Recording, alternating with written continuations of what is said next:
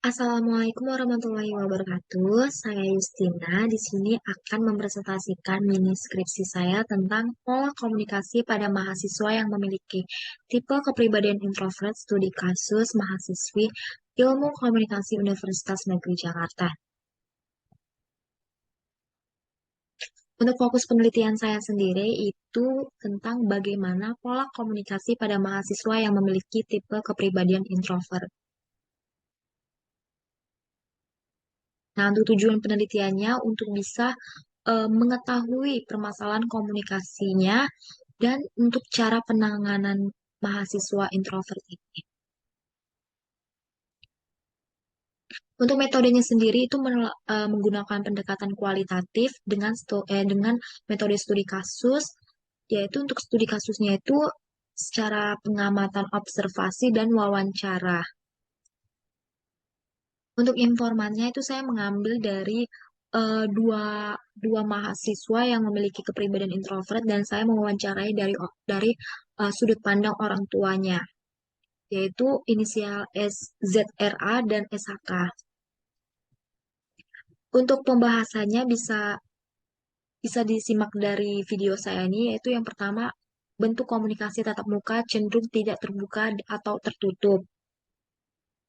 Jadi, peneliti ini saya menemukan hal pertama dari kedua mahasiswa ini, yaitu mereka sama-sama anak introvert yang susah untuk menceritakan hal apapun. Mereka cenderung bersikap tertutup, sama halnya dengan anak introvert lainnya, meskipun pada ibunya sendiri.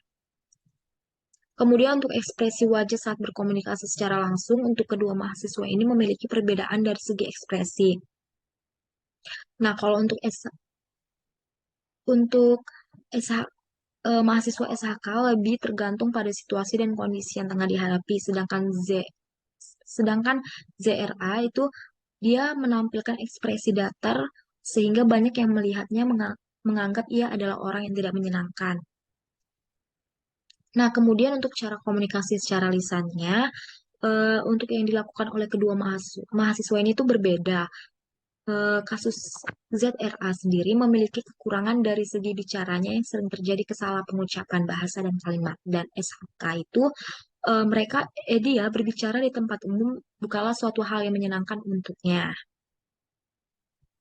Nah, kemudian untuk bahasa dan tutur kata yang digunakan, kalau dari segi ZRA ini, dia lebih tepatnya masih belum jelas atau susah untuk dipahami oleh lawan bicaranya. Jadi apapun yang dibicarakan itu masih susah untuk kita mengerti maksud dari perkataannya. Sedangkan SHK ini, menurut ibunya sendiri, sudah jelas untuk bahasa dan tutur katanya.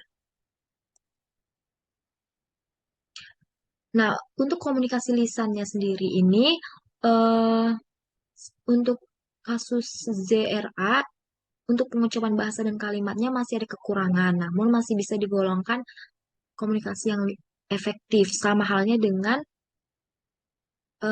SHK juga sudah secara efektif.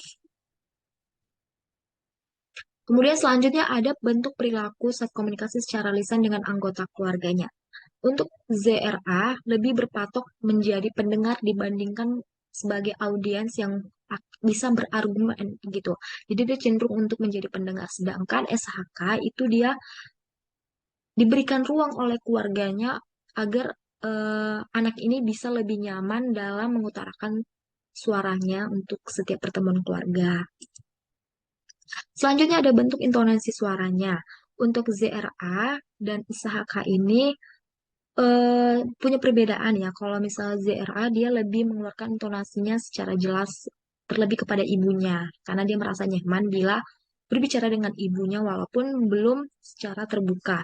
Sedangkan SHK dia lebih berbicara sedikit cepat kemudian pelan untuk perbincangan sehari-harinya. Nah, untuk bahasa tubuhnya sendiri, ZRA cenderung seperti anak introvert lainnya, yang memang kita tahu bahwa anak introvert itu sering menjadi, apa ya, mereka yang memiliki tubuh yang tidak overaktif gitu, jadi memang kelihatan lemah gemulai, sedangkan SHK lebih sering mengutarakan perasaannya itu lewat dari ekspresi wajah atau memainkan postur tubuhnya.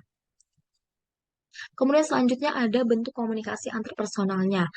Menurut yang menurut saya yang telah saya wawancarai, yaitu ZRA itu dan SHK masih seperti anak lainnya yang masih mau untuk berbaru pada keluarga. Jadi bisa dikatakan ini bukanlah introvert akut gitu. Baru selanjutnya, seberapa sering intensitas melakukan komunikasi antarpersonalnya. Nah, ZRA lebih melihat siapa lawan bicaranya, jadi ia masih terlalu takut untuk tidak merasa nyaman saat melakukan komunikasi pada seseorang. Sedangkan SHK ini, dia masih dalam kategori yang aman untuk mau membuka dirinya, meskipun ia masih belum bisa seterbuka anak ekstrovert lainnya. Oke, sekian dari presentasi saya hari ini. Terima kasih.